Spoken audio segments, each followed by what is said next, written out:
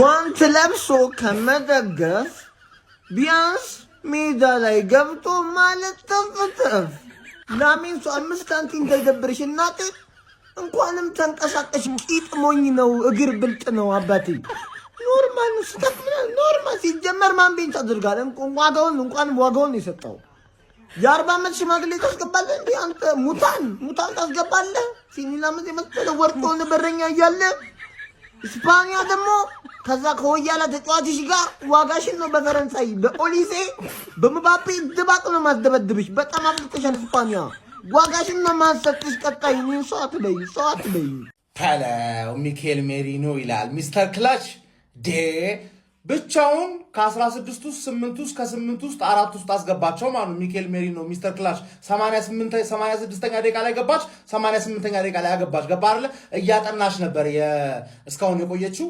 የቤልጂየምን ዲፌንስ ላማንስን ምናምን እያጠናሽ ስለነበረ ነው ሲዲ ስፖርት ይመቻችሁ እንደዚህ አድርገው ሰዎች እያጠናቸው ነበር አጥንቶ ገባና በ2 ደቂቃ እና ባያጠናቸው በ2 ደቂቃ ያገባል ገባር ሲጀመር ላመንስን ሲያስገቡት ነው እንደሚወድቁ ያወቁት በአርሰናል ተጫዋች እንደሚወድቁ አላወቁም እንጂ ላመንስ ሲገባ አፈሰሰ ነው ምን ገባ ኮቶዋ እኮ እየተደበደበ ነበር ከዛ ላመንስ ሲገባ አሪፍ በረኛ እኮ ነው አልኩኝና ከዛ መለስ ቢሳስበው ማን ኮቶዋ እያዳነ የነበረው ኳሶች ትዝ ሲለኝ ገባርለ ጎል ግልጽ ነው ለካ ጭራሽ አፍሳ ማን አይችልም ይሄ በረኛ ኦናና በጣም ስታንዳርዳችሁ ስላወረደ ነው እንጂ እንዴት እንደዚህ ያፈሳል በቀላሉ ማለት ገባ ሚኬል ሜሪኖ ደግሞ ይሸተዋል 2 ደቂቃ ተረዳኝ አይደል ስፔን አለፈች ነው ማለት ኮንግራቹሌሽንስ አሁን ግን እኔ እመኑ ነው የምላችሁ ማለት ነው ሌቭል አፕ ካላደረጉ በስተቀር ሚኬል ሜሪኖ ምናም ካላገባላቸው በስተቀር ፈረንሳይ ትደበድባታለች ማለት ሰሊባ ላይ ሚኬል ሜሪኖ ካገባን ያደንቃሉ ያቃል እኮ የቱ ጋር እንደምትገኝ ሽር ዮንክቶዬ ማለት ይመች እሺ ጥያቄ ከሜሪኖ ከሼሽኮ ሴላ መልስ ደግሞ ኦናና ለአንድ ሳምንት መጥቶ አጋብቶብሽ ይሄዳል ያንኳስ ተተፈልሽ ወይዴ ይሄንን ሰውዬ ፕሩቭ ማድረግ አልችልም ግን 9 ቁጥር ነው ማን ሚኬል ሜሪኖ 9 ቁጥር አርቴታ ለዓለም ግሊሽ ነው የሰጠው ማን ለስፔን ብሔራዊ ቡድን ግሊሽ ነው ያስረከባቸው ይሄ ሰውዬ ጤነኛ አይደለም ማን ሃላንድ ሌቭል አይነት ቦታ ያያዝ ነው ያለው ምንድነው ቦክስ ውስጥ እንዴት ነው ያገኘው ኳሱ ኩዋርሲ ይጀለጠው የተተፋ ኳስ ያገባት ሄዱ ማን ባለፈው ያገባውን ጎል ይዩት አሁን ማን ፖርቹጋል ላይ ያገባ 90 ምናምንኛው ደቂቃ ላይ ስፔንን አሳለፋቸው ዛሬም ማለት ነው ተቀይሮ 80 ምናምንኛው ደቂቃ ይሄ ሰውዬ እግዚአብሔር ጤነኛ ሚኬል ሜሪኖ ጤነኛ አይደለም ማን ዩኬሬሽን እያስፈራራው ነው አሁን ፕሪሚየር ሊግ ላይ የፈራዋለው ነው ከዚህ በኋላ ገብቷላ ስፔን ያማለው ቁልፉ ላልዋ ሜሪኖ ነው መሰለኝ ሜሪኖ ማስተር ኪ ነው ገብቷችኋላ የሁሉንም ብሔራዊ ቡድን እንትን መክፈት ይችላልበታል የሁሉንም ብሔራዊ ቡድን ዲፌንስ መክፈት የሚችል ሰው ነው እንዴት እንደሆነ አላቅም በጣም ነው የሚችለው ማለት ዛሬ ማለት ነው ቤልጂየሞች በጣም ዛሬ አንድ ጎል አግብቷል ስፔን እስካሁን ድረስ ቶርናመንቱ ላይ ያልገባባቸው ነበር ገብቷል አይደለ ዲከተላራ የሚገርም ቴስት አገባባቸው ማለት ከዛ በኋላ ግን ሙሉ ለሙሉ ስፔን ነው የተጫወቱ ሙሉ ለሙሉ ገብቷል አይደለ ማለት ዲዘርቭ ያደርጋሉ ማለፉን አሁን ሰሚ ፋይናል ገብቷል ሚኬል ሜሪኖ እንደተለመደው የስፔን ያደጋ ጊዜ ተጠሪ ሆኖ ስፔን 2-1 ቤልጂየምን አሸንፋ ወደ ሴሚፋይናሉ ከፍራንስ በኋላ መቀላቀል የቻለች ናሽናል ቲም ሆናለች የሚገርም ጨዋታ ነው ሴሚፋይናል ላይ ፍራንስ ከስፔን የምንመለከተው የሩዲ ጋርሻው ቤልጂየም ግን በጣም መምጣት ከነበረባት ረጅም ርቀት መምጣት ትችላለች ብዬ አስባለሁ በዚህ ጨዋታ ላይ ስፔኖች ቶታሊ ጌሙን ዶሚኔት አድርገውት ነበር አስቀድመው በፋቢያን ሩይዝ አማካኝነት 30ኛው ደቂቃ ላይ ጎል አስቆጥሮ ነበር ከዛ በኋላ ግን ዋን ሞመንት ገሏቸው ነበር ፈርስት ሃፍ ላይ 41ኛው ደቂቃ ላይ ዲኬትሌር ክሮስ የተደረገለትን ኳስ በማስቆጠር አቻ አረገ ጌሙ ከዛ በኋላ ሰከንድ ሃፍ ድጋሚ ስፔን ጫና ፈጥራ መጫወት ይችላል ነበር ነገር ግን ጎል ማስቆጠር ተስኗት ነበር ከዛ በኋላ ቲቦ ኮርቷ በጉዳት ምክንያት ተቀይሮ ወጣ ያ ትልቅ ጫና እንደፈጠረባቸው ማየት እንችል ነበር ሁለተኛውን ጎል ስፔን ስታስቆጠር የተቆጠረበት መንገድ ሳኒ ሌማንስ ኳሱን ለመመለስ የሄደበት ርቀት ደካማ ይመስለኛል ተጫዋቾች ወዳሉበት ኤሪያ ነው ፑሽ ያደረገው ኳሱን እንግዲህ 88ኛው ደቂቃ ላይ ሚኬል ሜሪኖ ተቀይሮ በመግባት የመጨረሻ 5 እና 10 ደቂቃዎች ላይ የገባ ተአምር እየሰራ ስፔንን ከፖርቹጋል ጨዋታ በኋላ ሌላ በጥሎ ማለፍ ጨዋታ እንድታሸንፍ በመጨረሻ ደቂቃ ጎል በማድረግ 2-1 አሸንፋ ወደ ሴሚፋይናል መቀላቀል ችላለች ኤኒዌይ ፍራንስ ከስፔን ሴሚፋይናል ላይ ያበደ ፋይት ነው የምንመለከተው ስለ ጌሙ ምን ትላላችሁ ሐሳባችሁን አጋሩኝ የፕላስ ምልክቱ ስፔን ወደ ዓለም ዋንጫው ግማሽ ፍጻሜ መቀላቀል ቻለች በግማሽ ፍጻሜም ከፈረንሳይ ጋር የምትገናኝ ይሆናል አሁን በተጠናቀቀ ጨዋታ እንግዲህ ስፔን ቤልጂየም 2-1 ማሸነፍ ቻለች እንግዲህ ሚኬል ሜሪኖ ስፔንን ኳርተር ፋይናል ከተታት ሩብ ፍጻሜ ውስጥ አስገባት አሁን ደግሞ ግማሽ ፍጻሜ ውስጥ ማስገባት ሁለተኛውን ጎል 88ኛው ደቂቃ ላይ ሚኬል ሜሪኖ ማግባት የቻለው ቲቦ ኮርቷ ተጎድቶ ከወጣ በኋላ የማይሰሩ በረኛ ሲያል ለመስ ገብቶ ነበር መያዝ የሚችለው እንኳን ለመያዝ ነው እሱ ራሱ ሄዶ ስህተት አይባልም ግን መያዝ የሚችለውን ኳስ ነው እንግዲህ ተፍቶት ሪባውንዱን ሚኬል ሞሪኖ አግብቶ ስፔን ሁለት ለማሸነፍ ይቻላል። ሜሪኖ ምን ያገባ በማይመለከት ለምን ትገባለህ ብዬ ነበረ ባለፈ ፖርቹጋል ላይ ስታገባ። ዛሬ ግን እንዴት እንዳረካኸኝ የኛ ልጅ በመሆንህ እንዴት እንዳኮራኸኝ አንተ እንደዚህ አይነት ክሊኒካል አጥቂ ነህ እንዴ ማንዬ? በቃ እኔ አሁን ማለት ነው አርቴታ ምን ያህል ተጫዋች መቀየር እንደሚችል ነው ያሳየኸኝ አባቴ። ምን አይነት ዘቲንከር ማን ይሆን ከተጫዋች ነው ይመለከታል። በሚመለከተ ጉዳይ ላይ ነው ጎል ያስቆጠርኮ። ባለፈ አስከፍተኸኛል። አሁን በዚህ ጎል አፉ ብያለሁ። ፖርቹጋል ላይ ብቻ ያገባ ስለመሰለኝ ነው። አሁን እዚህ ስታረገው ስላየው አንተ መተላየው ድንቁ ተጫዋች ነህ። በቃ የአደጋ ጊዜ ተጠሪ በአግባቡ ማለት አንተ ነህ። ምን አይነት ተጫዋች ነህ ማንዬ? አንተ ቡድኑን ለሁለት ተከታታይ ጨዋታ እንዴት ተሸከመ ወደ ቀጣይ ዙር ማንዬ? 4 ውስጥ ከተታት እኮ። አረ ትችላለህ ሜሪኖ ትችላለህ ማንዬ። ይመለከታል፣ የዛሬው ጉዳይ ይመለከታል። እኔ አባት ልብ ሰባሪው ሜሪኖ ቤልጅየምን ከወርልድ ካፑ አሰናብቷታል። ስፔን ፖርቹጋልንም ስታሸንፍ የሚያሸነፊያ ጎሉን ያስቆጠረው ሜሪኖ ነው። የሻሼው ተፋው የወያለው ቀረቀረው። እዚህ ጨዋታ ላይ እንግዲህ ቤልጅየሞች በጣም ቁልፍ ተጫዋቾቻቸውን በጉዳት አጥተው ነበረ። ያው ዋርም አፕ ላይ ቲሊማንስን አጥተው ነበረ። በጨዋታው መሃል ደግሞ ቲቦ ኮርቷን አጥተዋል። ያ ደግሞ ዋጋ ያስከፈላቸው ይመስለኛል።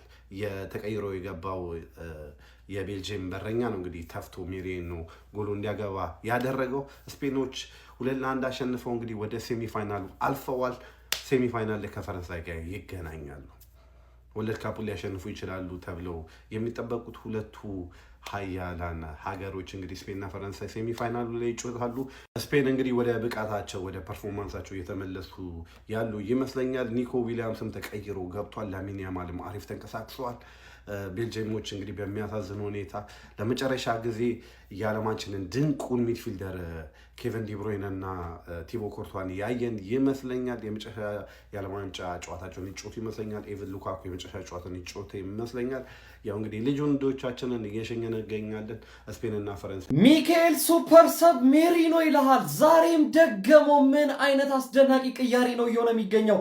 ባለፈው ፖርቹጋል ላይ፣ ዛሬ ደግሞ ቤልጅየም ላይ የማሸነፊያ ብቸኞቹን ጎሎች ተቀይሮ እያስቆጠረ ነው። ይህ ተጫዋች በጣም ልዩ ልዩ ብቃቱን እየተቀየረ እያሳየን ይገኛል።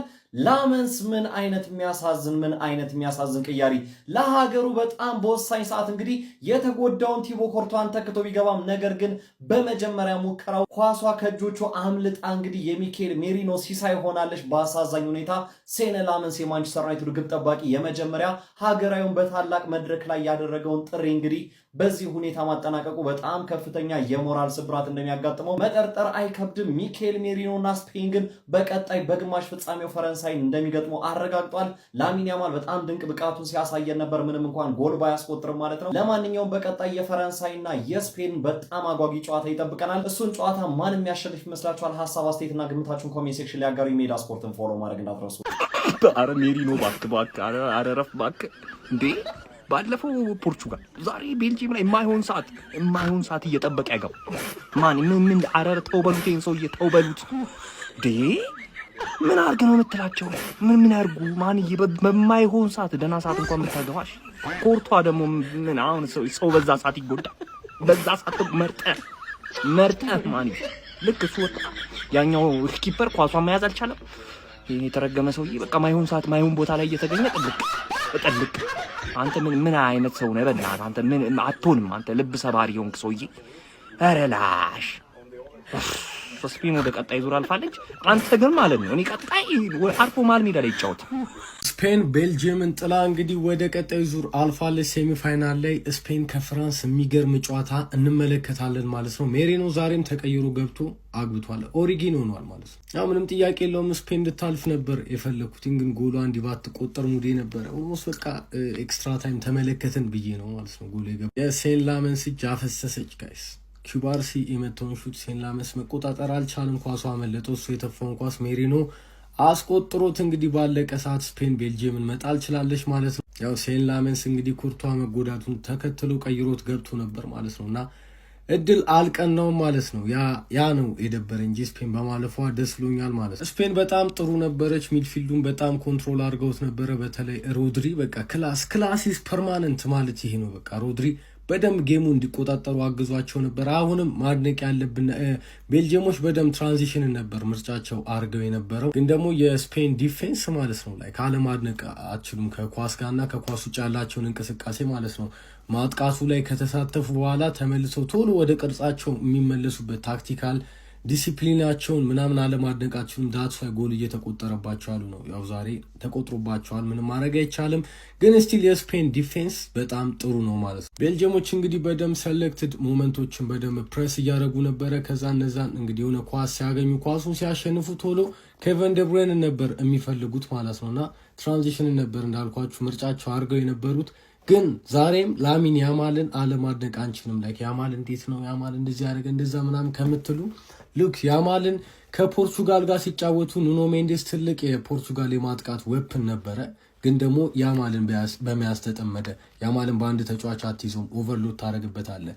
ዛሬም ያንን የተመለከትነው ከያማል ፊት ኤቭሪ ታይም ኳስ ሲይዝ ከፊቱ ሁለት ተጫዋች አለ። ገና ደግሞ ሶስተኛ ሰው ኦቨርሎድ ያደርጉበታል ከኋላ ደግሞ ማለት ነው። እና ያን እንግዲህ በግራ በኩል ያሉ እነ ኩኩሬላ ስፔሱን በደንብ ሊጠቀሙት ይገባል ማለት ነው። ያን እየተጠቀሙ አልተመለከትንም። እንደውም ሞር ስሩ ቦሎች ምናምን ነበር ወደ ኦሪያዛባል እንግዲህ ሲሄዱ የነበረው ማለት ነው። እና ኒኮ ዊሊያምስ እኔ ለምን እንደሚገባ አትሊስት ለምን በጊዜ ተቀይሮ እንደማይገባ አላውቅም። የሆነ ከ60 ከ70 በኋላ ቶሎ መግባት አለበት። ለምን ያማል እዛ ጋር በጣም እንግዲህ ኦቨርሎድ ስለሚኖርበት እዚህ ጋር በደንብ ብዙ ስፔሶች አሉ። ልክ እንደ ያማል አሪፍ ድሪብለር የሆነ ተጫዋች ቢሰለፍ ስፔን የበለጠ ትጠቀማለች፣ እንደባለፈው እንደ ዩሮ ማለት ነው። ዩሮ ላይ እንደተመለከታችሁት ያ ሰው ደጋግሞ ኒኮ ዊሊያምስ አደጋ የሚፈጥር ከሆነ ያማልም ስፔሶችን ያገኛል። ኤኒዌይስ ዶኩንም ልክ እንደ ትልቅ የማጥቃት ዌፐን መጠቀም ይችሉ ነበር። ግን ዶኩም ኦቨርሎድ አድርጎ እንግዲህ ያማልን በመያዝ ተጠምዶ ተመልክተነዋል ረጅሙን ሰዓት ማለት ነው። እኔ የስፔን መሀል ሜዳ ክፍል ለምን እንደሚወቀስ አላቅም። ቻንሶችን አልፈጠሩም ምናምን። ላይክ ዛሬ ያሸነፉት ቤልጅየምን መሀል ሜዳ ላይ በደንብ ስለበለጧቸው ነው። ፔድሪ ሀፍ ስፔሱን በደንብ አታክ ሲያደርግ ነበረ ማለት ነው። ቀጣዩ ጨዋታ ኪሊያን ምባፔ ከላሚን ያማል፣ ፍራንስ ከስፔን። እንግዲህ ይህን ጨዋታ ዩሮ ላይ ተመልክተነዋል። ላሚን ያማል ከምባፔ ጋር እንግዲህ ያላቸውን ሄድ ቱ ሄድ እንግዲህ ሂስትሪ እናውቃለን ማለት ነው። እና በዚህ ጨዋታ ያ ይደገማል ብዬ ተስፋ አደርጋለሁ። ባርሳ ከማድሪድ ተከታታይ ዝም ብሎ ሲለጠልጠው ነበረ። ድጋሚ ፍራንስ ከስፔን ተገናኝቶ አሁንም ዩሮ ላይ ድጋሚ ሰጥቶት ነበረ ማለት ነው። ታስታውሳላችሁ። አሁንም ያንን ማየት ነው የምፈልገው። ስፔን አሁን ፍራንስ እኔ ላይክ ፍራንስ ከወደቀች ስፔንን ብትበላው ደስ ይለኛል። ኢንግላንድን ብትበላው አይደብረኝም። አርጀንቲና አትበላውም፣ ግን ብትበላው ደግሞ ለማንኛውም በደንብ ሼር ይደረግ። ቪዲዮን አረዘምኩት መሰለኝ ወይ አሳጥሯለሁ። ካልሆነ 4 ደቂቃ ደርሷል። ይመቻችሁ። ዛሬም ሜሬኖ ስፔን ቤልጅየምን ቀጣቻ፣ ሊያውም ባለቀ ሰዓት፣ ሊያውም በሜሬኖ ስፔን ወደ ቀጣይ ዙር ማለፏን አረጋገጠች። ቤልጅየም ተሸኘች። ጨዋታው የተጠናቀቀው ልክ ግብ ጠባቂው ሲቀየር ነው። የተቆጠረበት ጎል የግብ ጠባቂ ስህተት ነው። የግብ ጠባቂውን ስህተት ተጠቅሞ ደግሞ ሜሬኖ ደቅ አድርጎታል። ጨዋታው 2-1 በሆነ ውጤት ተጠናቋል። ስፔን ከፈረንሳይ የምንጓጓለት ጨዋታ። የስፔንን የአሸናፊነት ጎሎች ፋቢያን ሩይስ እና ደግሞ ሜሬኖ አስቆጥሯል። 2-1 በሆነ ውጤት ጨዋታ ተጠናቋል። እንዴት አያችሁት? ሀሳብና አስተያየታችሁን ኮሜንት ላይ ግለጹልኝ። ዓለም በጉጉት የሚጠብቀው ጨዋታ ስፔን ከፈረንሳይ። እኔ ይህንን ጨዋታ ስፔን እኔ ዋንጫውን የመብላት እድል አላት ብዬ አስባለሁ። የትናንትናውን ፈረንሳይ ብሔራዊ ቡድን ካየው በኋላ የስፔን መሀል ሜዳ የፈረንሳይን ሙሉ ለሙሉ ማጥፋት ይችላል ብዬ ስለማስብ ስፔን እስከ ፋይናል ድረስ ትሄዳለች ብዬ አስባለሁ። እስኪ እናንተን ሀሳብና አስተያየት ኮሜንት ላይ ጻፉልኝ። አርቴታ የስራን ይስጥ፣ አርቴታ የስራን ይስጥ። ለማንኛውም ይመቻል። ስፔን ትንሽ መቸገር ነው የሚጠበቅባት። ድባቅ ለመምታት ሜሬኖ ማስገባት በቂ ነው። ያራዳ ልጆች ይሄ ሰውዬ 2 ጨዋታዎች ተከታታይ ባለቀ ሰዓት ጎሎች በማስቆጠር ስፔንን ወደ ቀጣይ ዙር ማለፍ ችሏል ማለት ነው። አሁን ግማሽ ፍጻሜ ላይ ስማ፣ ከፊትም ከኋላም የጉራጌ ቢላ በለው ፈረንሳይ ነው የሚጠብቃት። ፊት ለፊት ከሱ ጋር የምትፋጠጥ ይሆናል ማለት ነው ስፔን። ለማንኛውም ኮርቷ ሲወጣ ታውቆት ነበር፣ ተጎርቶ ነው የወጣው። ያራዳ ልጆች ሲሌመንስ እንግዲህ በጣም የማይጠበቅ ስህተት ነው ብዬ አስባለሁ። ኳሱን ፊት ለፊት ነው የተፋውና ማይመራው አጥቂው ደግሞ ሜሬኖ ገባና ገላገለው ማለት ነው። ይሄ ፒውር አጥቂ ነው፣ እንደው ማሰተኛም ራሱ አይደለም። ያራዳ ልጆች ማለት ነው።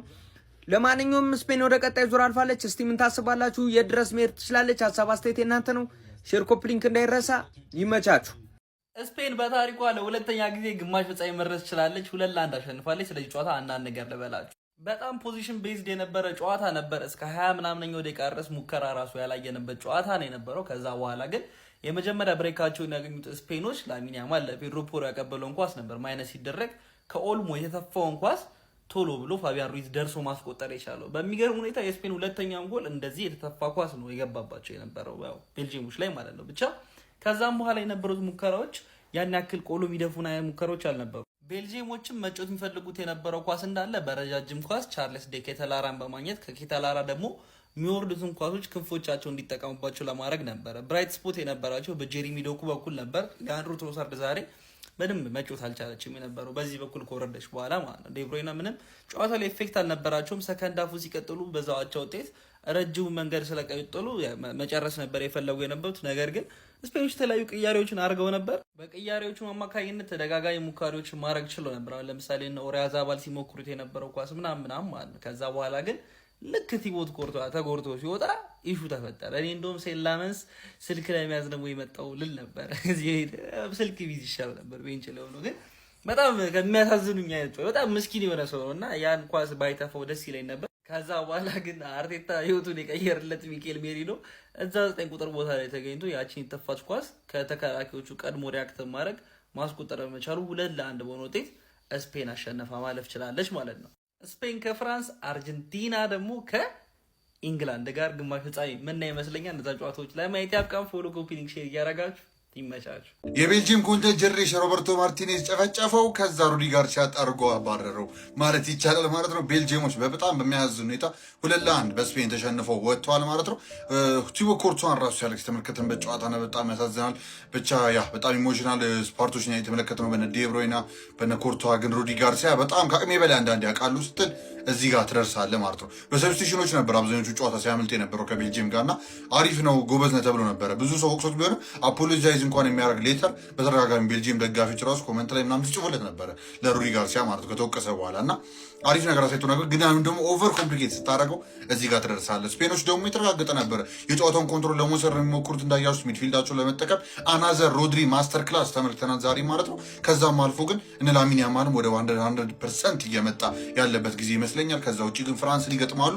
እኔ ከፍራንስ ጋር ግን በጣም ሌላ ለየት ያለ፣ ስፔን ደግሞ ትንሽ ስቴፕ አፕ ማድረግ የሚኖርባቸው ሌቭላቸውን ይመስለኛል። ከዛ ጋር ስናየው አንጻር ቦክስ ላይ ፕሬዘንስ ያለው ተጫዋች የላቸውም። ክሊርሊ የሚያገቡትን ጎል ካያሱ ራሱ ቦክስ ክራሽ በሚያደርጉ ሚድፊልደሮች በተደጋጋሚ ወይ ደግሞ ፎልስ ናይን የሚጮቱ ተጫዋቾች ከውጭ እየሮጡ ሲገቡ እንጂ ላይክ ኳሱን ተጫውቶ ወደ ውስጥ አስገብቶ ሲያገቡ ብዙ ጊዜ አታያቸው።